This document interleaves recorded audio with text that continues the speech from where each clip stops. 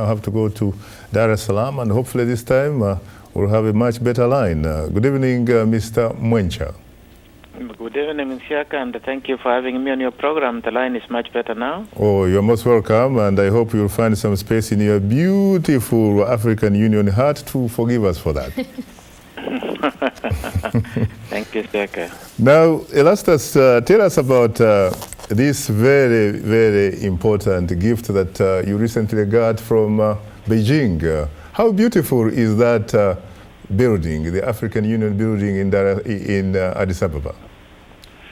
Well, thank you, Shaka. Well, it is really state-of-the-art facility that has office complex and also conference facilities that is able to host a summit of the African Union, and also can be a landmark in terms of the relationship between Africa and China. What is the significance of that particular gift? Because you know as well as I do that there are some people who do have some reservations about that gift. Well, they are entitled to that, and that's quite in order. And I don't know what you really expect us to say here, because this gift was given within the context of Africa-China cooperation. As you know, there is a forum which is known as FOCAC, and during the FOCAC, which was in 2005, among the things that was discussed was China to support Africa in a number of areas in infrastructure, and for the African Union in particular, the item that was selected is the development of a modern conference facility. I'm sure that you have heard some remarks from Rwandan President Paul Kagame. He was quoted recently as having said that China's donation to the African Union headquarters in some ways is a reflection of a symptom of Africa's problems.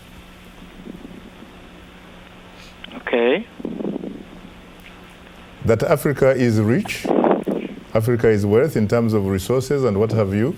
Perhaps what he meant was that he doesn't really see why Africans couldn't have actually built that very important headquarters in Addis Ababa, as opposed to getting a donation from Beijing or elsewhere.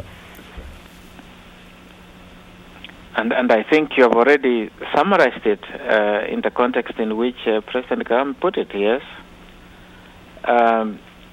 Yes, Africa is paradoxically a rich continent, but poor in the sense that we're not poor in having the resources, but poor in managing these resources so that they can benefit Africa and lift millions of Africans out of poverty. And as you say, it's a paradox, and I think this is what the President is talking about. So what lessons can we as Africans learn from this important gift that has recently been given to us? I don't know whether there is any lesson to learn out of it, but of course it symbolizes, in the first place, the need for Africa to continue to work together and transform the raw materials that we have in the continent, instead of exporting them as raw materials, for the benefit of the people of the continent. And for that, we need technology, we need infrastructure. And this is the dilemma that Africa has gone through, that in the years, Africa has remained really a recipient of finished goods that are manufactured from raw materials that are exported from Africa. And this international division of labor is imposed on the continent. And for Africa, we cannot continue to mourn and blame the rest.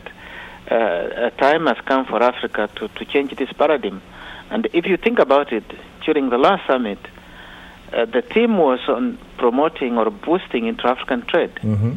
And it's only when Africa starts to trade with each other that we can create a large enough market that can confer economies of scale, under which we can then have modern facilities that can compete, because our national markets are too small for us to be able to produce competitively for the world.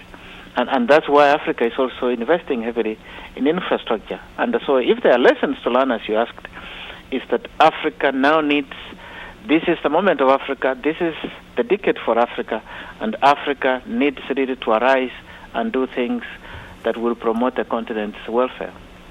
Thank you very much. You mentioned, of course, how the theme was supposed to be inter-Africa or intra-African trade, but of course, we ended up getting into the business of finding the new boss in Addis Ababa, but I will not take you there because